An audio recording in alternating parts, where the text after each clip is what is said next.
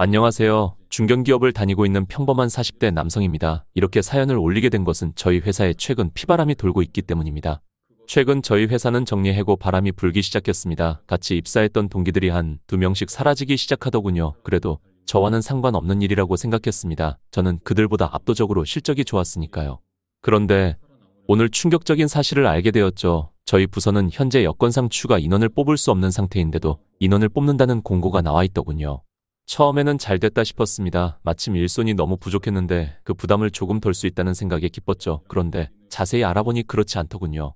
신규 인력이 배정되는 자리 중에 제가 맡고 있는 자리가 있었습니다. 처음에는 분명히 잘못된 것이라고 회사 측에 정식으로 문제를 제기했습니다.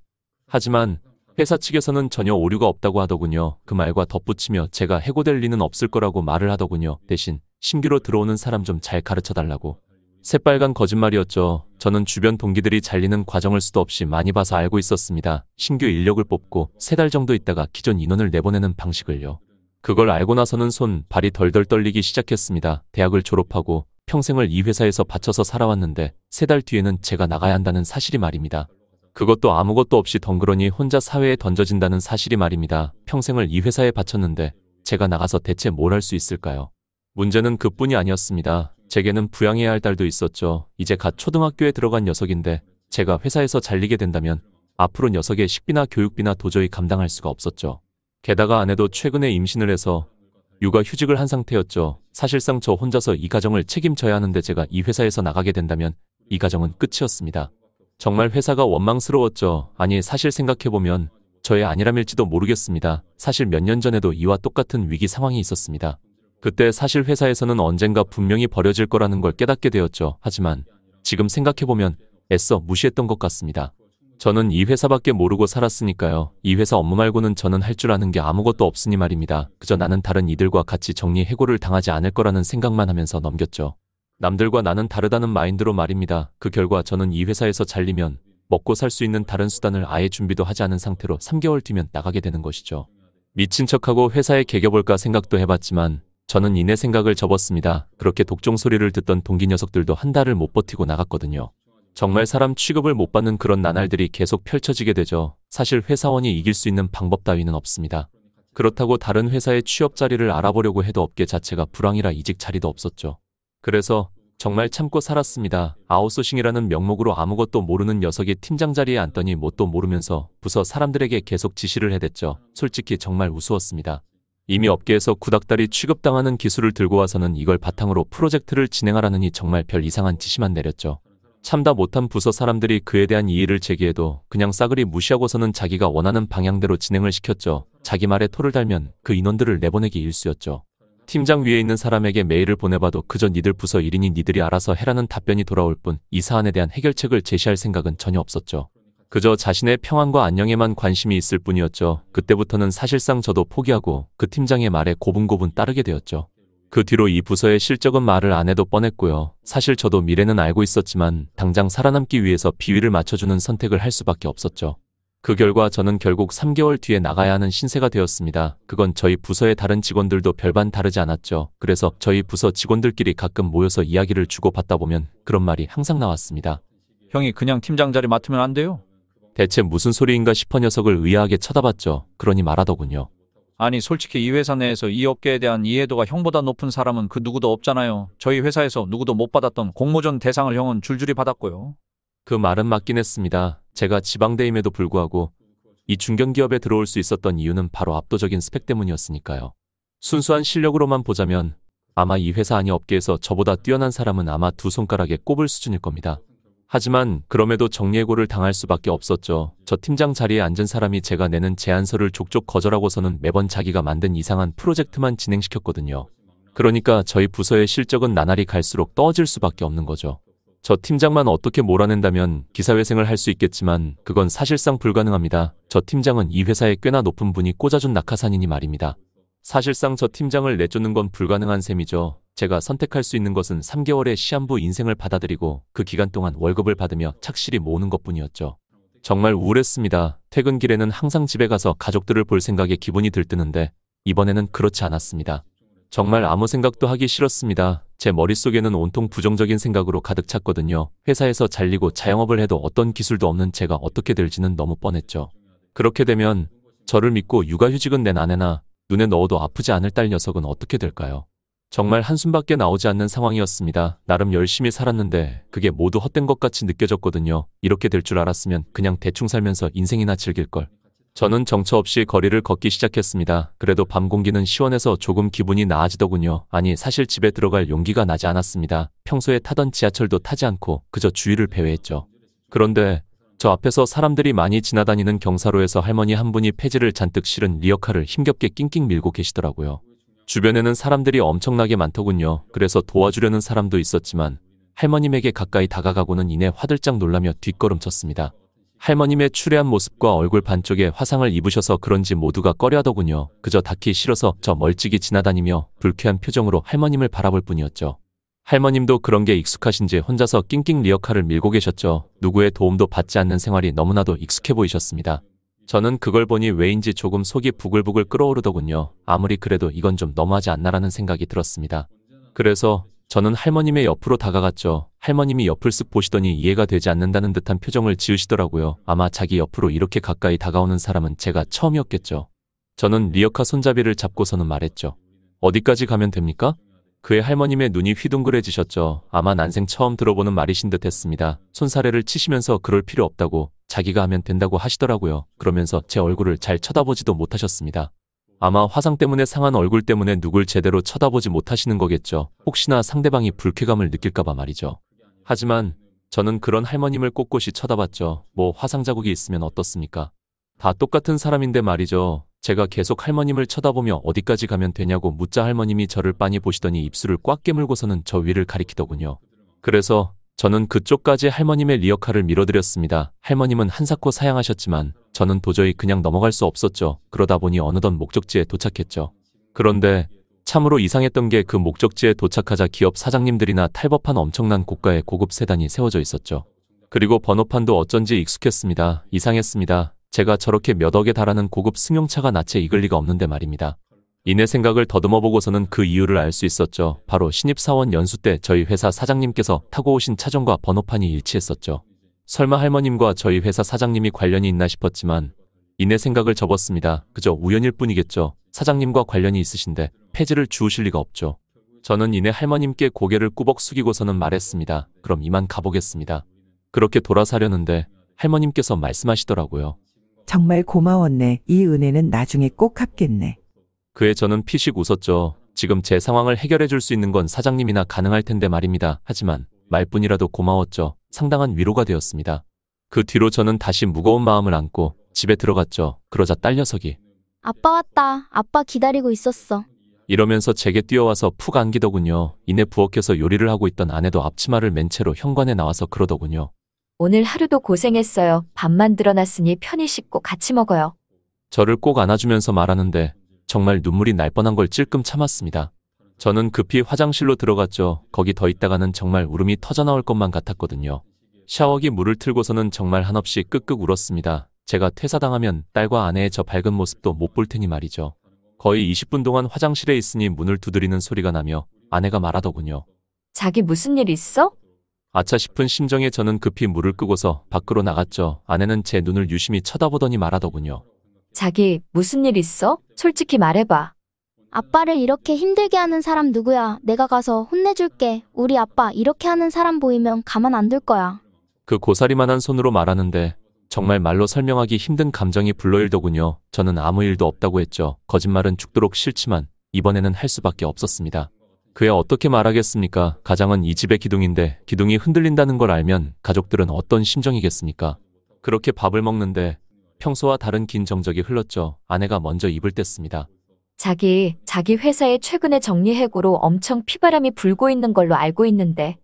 아내가 조심스럽게 말을 꺼내더군요. 눈치를 보니 딸도 아마 알고 있는 눈치였습니다. 사실 제가 먼저 말해주기를 기다리고 있는 눈치였죠. 그게 그러니까 말을 하려고 했는데 차마 입이 떼지지 않더군요. 그의 딸이 총총총 뛰어와서 저를 꼭 안아주며 말하더군요. 아빠, 괜찮아. 아빠가 회사 나오면 우리가 좀 아껴서 살면 되지. 그것 때문에 너무 힘들어하지 마. 정 안 되면 내가 벌어서 아빠 먹여 살릴게. 딸의 따뜻한 온기에 저도 모르게 눈물이 찔끔 나왔습니다. 아내도 제 어깨를 꼭 안아주면서 그러더군요. 자기야, 걱정하지 마. 분명히 길은 있을 거야. 그러니까 너무 걱정하지 마. 나한테도 자기의 무거운 짐을 나눠줘. 혼자서 너무 힘들어하지 말고. 나도 나름 믿음직스럽고 의지되는 아내잖아? 그렇게 말하는데 울음을 도저히 참을 수가 없더군요. 정말 40대가 되어서 처음으로 펑펑 울었습니다. 정말 어린아이가 된 것 마냥요. 옷이 흠뻑 젖을 정도였습니다. 정말 너무나도 고맙고 소중한 가족들이었죠. 이런 아내와 딸을 만나는데 제 평생 운을 썼다는 표현이 부족하지 않을 정도로 말이죠. 하지만 제가 회사를 퇴사하면 사실상 방법이 없습니다. 저희 가정도 끝이었죠. 하지만 3개월 뒤에 퇴사를 당할 수밖에 없는 사실이 정말 너무나도 원망스러웠죠. 다음 날도 회사를 나갔는데 저희 회사의 꼰대 팀장 녀석은 여전하더군요. 누구 덕분에 저희 부서의 정리해고 바람이 불기 시작했는데 녀석은 아직도 올바른 소리를 하는 팀원들의 소리는 싸그리 무시하고 자기가 들고 온 구닥다리 기술대로 일을 진행하라고만 했죠. 원래라면 저는 참았을 것입니다. 왜냐하면 녀석에게 대들었던 사원들은 하나같이 전부 잘렸으니까요. 저는 가족들을 위해서 참았겠지만 도저히 오늘은 참지 못하겠더군요. 저는 그냥 들이받기로 결정했습니다. 어차피 3개월 뒤면 퇴사하게 되는데 무슨 상관입니까? 팀장님, 이런 구닥다리 기술로는 저희 부서 매출이 계속 밑으로 처박히기만 할 겁니다.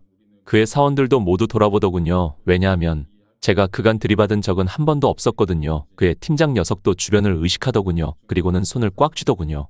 회사 사원들이 모두 보는 앞에서 자기에게 대놓고 면박을 줬으니 저를 어떻게든 눌러야만 자기의 권위가 살죠. 녀석이 그러더군요. 그렇게 잘 알면 네가 팀장하고 있겠지. 왜 사원 같은 걸 하고 있어? 저는 그의 논리적으로 반박을 하려 했지만 팀장이 그러더군요. 모르겠고 시끄럽고 너는 각오하고 있어. 아 맞다. 딱히 내가 힘쓸 필요도 없지? 녀석이 의자에 푹 기대며 피식 웃으며 말하더군요. 너 어차피 3개월 뒤면 잘릴 텐데 내가 힘 뺄 필요도 없겠네. 정말 속이 부글부글 끓었죠. 저 녀석은 낙하산이었기에 잘릴 일은 없으니 말이죠. 사실상 저렇게 거드럭대도 아무 타격이 없으니 말이죠. 그 이후로 팀장 녀석은 제게 어떤 아무 지시도 내리지 않더군요. 저는 그저 벽이나 보고 있다가 퇴근 시간을 맞이하게 되었죠. 하나 시킨 건 있더군요. 사장님께 결제 서류나 전달하고 퇴근하라고요. 사실상 잡심부름이었죠. 그래도 벽 보고 있는 지옥보다는 낫다 싶어 저는 엘리베이터를 타고 사장실 앞으로 갔죠. 그런데 제가 사장실 문을 뚝뚝 두드리자 안에서 한 여성분이 나오시더군요. 그리고 저는 거기서 나온 여성분을 보고 놀랄 수밖에 없었습니다. 바로 어제 제가 도와드렸던 할머님이셨거든요. 할머님도 저를 보고 흠칫 놀란 표정을 짓더니 이내 저 멀리 가시더군요. 의아했습니다. 왜 할머님이 사장실에서 나오시는 걸까 하고 말이죠. 사장실 안에 들어가니 사장님은 계시지 않더라고요. 저는 그저 결제 서류만 올려놓고 퇴근길에 올랐습니다. 오늘도 왜인지 적적해서 하염없이 거리를 걷기 시작했죠. 그런데 이번에도 똑같은 장소 똑같은 시간에 할머님이 그 경사로에서 리어카를 밀고 계시더라고요. 이번에도 다른 사람들은 할머님의 인상과 추레한 옷을 보고 아무도 다가가지 않고 있었습니다. 정말 인간들 해도 너무하다 싶었죠. 저는 이번에도 할머님의 옆으로 갔습니다. 이내 리어카 손잡이를 잡았죠. 할머님은 이번에도 손사래를 치시더라고요. 정말 괜찮아. 나 혼자면 돼. 하지만 할머님은 상당히 힘겨워 보이셨죠. 땀도 삐질삐질 흘리고 계셨고 다리도 후들후들 떨리고 있었죠. 그에 제가 말했습니다. 그냥 제 이기심일 뿐이니 이해해주세요. 차마 그냥 지나칠 수가 없어서. 그의 할머님은 저를 상당히 의미심장한 표정으로 쳐다보시더라고요. 이번에도 똑같은 목적지까지 리어카를 밀어드렸습니다. 이번에는 어제와 같이 그 고급 승용차가 없더군요. 역시나 우연의 일치이지 싶었습니다. 할머님은 저를 보시더니 말씀하시더라고요. 고맙네. 또 신세를 졌구만. 내가 이 은혜는 꼭 갚겠네. 그런데 자네 그 회사 직원인가? 네, 맞습니다. 그렇게 말하자 할머님의 표정이 화색이 되시더라고요. 그러면서 말씀하셨죠. 그럼 내가 자네를 도와줄 방법이 있을 것 같군. 대체 무슨 소리인가 싶었죠. 제가 의아하게 쳐다보자 할머님은 흠칫 당황한 표정을 지으시더니 말씀하시더라고요. 그때 사장실에 있었던 건 내가 거기 청소부로 일하게 되어서 계약서를 써야 해서 그랬던 걸세. 거기 담당 부서 직원이 퇴근해서 직접 사장실로 가서 서류를 올렸어야 했으니. 딱히 물어보지도 않았는데 장황하게 설명을 하셨죠. 왜인지 조금 당황하신 눈치였습니다. 그러면서 말씀하시더라고요. 그러니까 한번 말해보겠는가? 무슨 힘든 일이 있는지 말이야. 그에 저는 말하기를 머뭇거렸죠. 제가 힘든 것에 대해서 말하려면 회사 내부 사정에 대해서 자세히 말해야 하는데 청소부 할머니께 이걸 자세히 말해드려도 되는 건가 하고 말이죠. 그의 할머님을 바라봤는데 할머님은 평소와 달리 상당히 진지해 보이셨습니다. 그에 저도 허심탄회하게 말하기 시작했죠. 그간 팀원들이 올린 제대로 된 기획서는 모두 팀장 선에서 컷이 되고 팀장 맛대로 부서가 돌아간다고요. 그래서 이번에 들이받았는데 하루 종일 벽만 보고 있다가 왔다고요. 사실상 어떤 기대도 없이 말했죠. 할머님께서 해주실 수 있는 게 없는 게 당연하니 말이죠. 그래도 누군가에게 허심탄회하게 말하니 기분은 조금 나아지더군요. 말문트기가 치유 효과가 있다더니 정말인 것 같았죠. 그의 인사를 드리고 가려는데 할머님께서 제 손을 꼭 잡으시더니 그러더군요. 내가 꼭 도와주겠네. 그에 저는 꾸벅 감사 인사를 했죠. 말만이라도 정말 고마웠으니까요. 그렇게 집에 들어오니 너무 늦은 시간이기에 가족들이 모두 자고 있더군요. 저는 조심스럽게 들어갔습니다. 안방에 가서 노트북을 켜고 회사에서 나갔을 때 할 만한 것들을 찾아보기 시작했죠. 제가 돈을 벌어야 가족들이 먹고 살 수 있으니 말이죠. 제가 할 수 있는 것들을 모두 찾아봤습니다. 그나마 가장 현실성 있는 건 대형 일종 면허를 따서 버스기사를 하는 것이었습니다. 그래서 열심히 찾아봤는데 그것마저도 녹록치 않더군요. 최근에 불황 때문에 실직된 사람들이 워낙 많았기에 자리가 없었습니다. 전부 거기로 몰려들었더군요. 저는 이 회사에서 나가게 되면 사실상 전혀 쓸모가 없는 사람이었죠. 정말 괴로웠습니다. 그런데 침대에서 부스럭거리는 소리가 들리더군요. 그쪽을 보니 아내가 눈을 비비며 말하더군요. 뭐야, 자기 왔어. 밥 차려줄까? 지금은 새벽 1시였죠. 안 그래도 깨운 것도 미안한데 밥을 차려준다니요. 아니, 괜찮아. 밥 먹고 왔어. 사실 배가 엄청 고프지만 저는 밥을 먹을 자격도 없는 놈이니까요. 하지만 제 배에서 꼬르륵 소리가 나더군요. 그의 아내가 피식 웃으며 말하더군요. 역시 안 먹고 들어왔구나. 차려줄게. 아니, 정말 괜찮다니까. 너무 미안했죠. 무능한 가장이 이런 일까지 시키게 되었으니 말이죠. 그냥 내 이기심 때문이니까 이해해줘. 아내가 말하더군요. 그에 저는 피식 웃었습니다. 사실 저의 이런 따뜻한 심정도 아내에게 배운 것이니 말입니다. 정말 너무 고마운 사람이었습니다. 제 인생에서 이런 사람을 만난 건 가장 큰 행운이었죠. 그렇게 밥을 먹고 푹 잔 뒤에 다음날 출근을 했는데 여전히 꼰대 팀장 녀석은 자리를 지키고 있었죠. 역시 동화 같은 이야기는 없었습니다. 녀석은 이번에도 말하더군요. 너 저쪽에 가서 있어. 이번에도 녀석은 저에게 그저 가만히 벽만 보고 있는 업무를 지시했죠. 어제와 완전히 똑같은 상황이었죠. 역시 기적은 없었습니다. 그런데 하나 달랐던 게 어제 봤던 할머니께서 저희 부서 안으로 들어와서 청소를 하기 시작하시더라고요. 팀장 녀석은 처음 할머니를 힐끗 보더니 아예 무시를 했습니다. 말 걸 가치도 없다고 판단한 것이었겠죠. 저는 일어나서 할머니께 꾸벅 인사를 드렸습니다. 도와드릴까요? 아니, 이번에는 정말 괜찮네. 자네는 평소에 하던 대로 하게나. 이번만큼은 도와드리는 게 예의가 아니라고 생각해서 저는 자리에 앉았죠. 저는 평소처럼 자리의 벽을 보고 몇 시간을 때웠죠. 그리고 저쪽에서는 팀장 녀석이 기존 팀원들이 올리는 기획안들을 모두 싸그리 폐기하는 모습이 보였죠. 할머님은 왜인지 청소에 집중한다기보다는 그 모습들을 유심히 지켜보시는 듯 했습니다. 그의 팀장 녀석이 인상을 와락 찌푸리며 말하더군요. 빨리 좀 합시다. 뭐 여기가 그쪽 안방입니까? 할머님이 그러시더라고요. 죄송합니다. 정말 한 소리 하고 싶었지만 간신히 참았습니다. 그렇게 또 하염없이 벽만 바라보고 있으니 퇴근 시간이 되더라고요. 정말 괴로웠습니다. 하지만 견딜만 했죠. 회사에서 나가는 것보다는 훨씬 나으니 말입니다. 제가 이 회사에서 나가게 되면 우리 가족은 엄청나게 힘든 삶을 살아야 할 테니 말입니다. 이번에도 퇴근하고 걸어가는데 할머님께서는 폐지를 잔뜩 주운 리어카를 밀고 계시더라고요. 저는 이번에도 할머님을 도와드렸습니다. 할머님도 이제는 익숙해지셨는지 저를 보고서는 피식 웃으셨죠.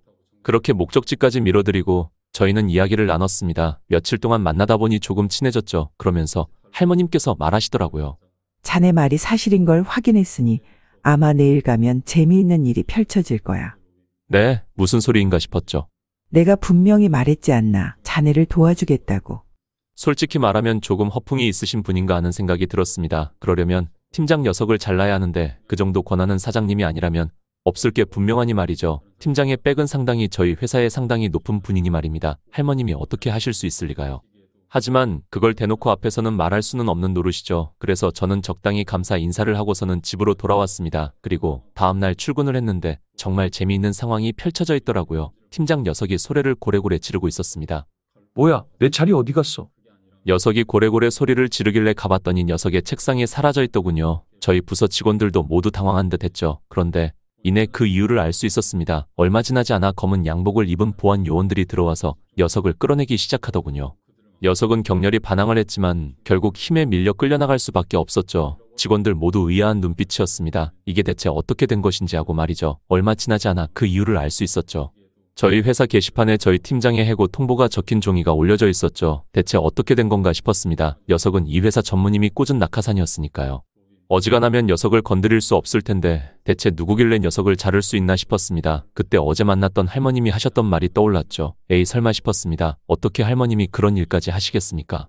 하지만 어찌되었든 이제 저희는 큰 고비를 하나 넘겼죠. 드디어 모든 걸 가로막던 팀장 녀석이 잘렸으니 말이죠. 그날은 너무나도 기분이 좋아서 저희 부서 직원들 모두 같이 모여서 회식을 했습니다. 그간 너무 괴로웠는데 너무 잘 됐다고 말이죠. 하지만 완전히 그 기쁨을 즐기지는 못했습니다. 대대적으로 저 자리는 아웃소싱으로 들어온 외부 인력이 차지했으니까요. 즉, 저희 부서의 팀장이라는 자리는 항상 이 업계에 대해 전혀 모르는 문외한이 들어와서 업무를 지시했습니다. 그러니 저희 부서가 잘 될 리가 있나요? 그리고 무엇보다 아직 3개월 뒤에 해고당한다는 사실은 변하지도 않았고 말이죠. 그걸 뒤집으려면 말도 안 되는 실적을 내야만 가능한데 다시 문외한 팀장이 들어오게 된다면 결과는 보지 않아도 뻔하죠. 그런데 직원 한 명이 말하더라고요. 형이 그냥 팀장 맡는 거 어때요? 말도 안 되는 소리라고 생각했습니다. 제가 팀장이라니요. 아니 솔직히 말하면 형이 저희 부서 사람들 중에서 가장 업무에 대한 이해도가 높잖아요. 저희 그 꼰대 팀장도 다른 사람들 말은 아예 싸그리 무시해도 형이 낸 아이디어는 낼름해서 자기 실적으로 가지고 가기도 했고. 그 말은 맞는 말이긴 했습니다. 제가 이 분야에 대한 이해도나 지식은 정말 독보적으로 높았으니까요. 하지만 말이 안 되는 소리였죠. 제가 임시팀장 역할을 하라니요. 어차피 외부에서 인력이 올 텐데 말이죠. 그걸 녀석도 아는지 말을 하다가 이내 씁쓸한 표정을 지으며 말하더군요. 물론 현실성 없는 말이긴 하지만요. 그렇게 저희는 시작은 화기애애했지만 끝은 상당히 우울하게 끝나고 말았죠. 저희의 상황이 크게 변한 점은 없으니 말입니다. 그날도 똑같이 퇴근길에 올랐는데 할머님이 같은 자리에 계시더라고요. 어느덧 할머님을 도와드리며 이야기를 하는 게 제 일상이 되었죠. 저는 할머님의 리어카를 밀어드리고 또 간단한 이야기를 나눴습니다. 이번에도 할머님이 말씀하시더라고요. 고민 있으면 한번 토로해봐. 내가 도와주겠네. 할머님이 저를 똑바로 쳐다보며 말하는데 왜인지 믿음이 갔습니다. 근거는 없지만 왜인지 믿음이 갔습니다. 그래서 저는 할머님께 말씀드렸습니다. 팀장 자리를 제가 맡게 된다면 이 부서를 흑자 전환에 성공시키고 엄청난 매출을 나게 할 수 있다고 말이죠. 그에 할머님이 물으시더라고요. 근거는 있는가?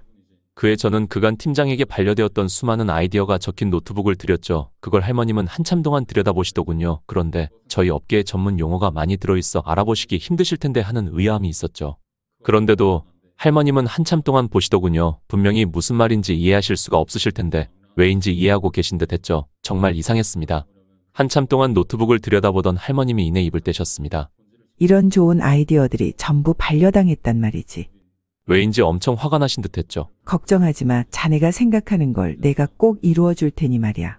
평소라면 말도 안 되는 소리라고 생각했겠지만 왜인지 이번에는 믿고 싶었습니다. 아니 사실 할머님이 제 유일한 희망이라 그런 걸까요? 제발 부탁드립니다. 사실상 지푸라기라도 잡는 심정으로 말했죠. 제가 반드시 팀장을 맡아야만 엄청난 실적을 내서 제가 정예고가 되지 않을 수가 있으니 말입니다. 하지만 될 리는 없습니다. 저희 부서 팀장은 항상 외부 인력이 차지했으니까요. 단 한 번의 예외도 없었으니까요.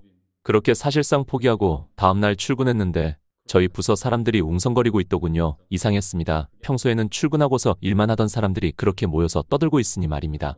그런데 이상한 건 그뿐이 아니었죠. 다른 부서 사람들도 와서 저희 부서 책상을 멍하니 바라보고 있었습니다. 대체 무슨 일이 있나 싶었죠. 그 퇴사당했던 팀장이 다시 복귀라도 한 건가? 전무의 백이 확실히 세긴 하네. 역시 괜한 기대를 했나 생각하고서는 저는 부서 안으로 들어갔죠. 그런데 저희 부서 팀원들이 저를 보더니 그러더군요. 형 대박이에요. 무슨 소리인가 싶었죠. 갑자기 대박이라니. 형 대체 무슨 짓을 한 거예요? 도저히 무슨 말을 하는지 모르겠어서 저는 좀 알아듣게 말을 하라고 했죠. 그의 녀석이 저 팀장 자리를 가리키며 말하더군요. 저거 봐요 형. 그냥 평범한 팀장 자리였죠. 대체 뭐가 그렇게 호들갑 떨 일인지 모르겠습니다. 그런데 자세히 보고서는 저도 얼어붙을 수밖에 없었습니다. 그 팀장 자리에 명패에 바로 제 이름이 적혀 있었으니까요. 대체 어떻게 된 일인지 싶었습니다. 이게 현실인지 볼을 꼬집어봤는데 엄청 아픈 걸 보면 현실이었죠.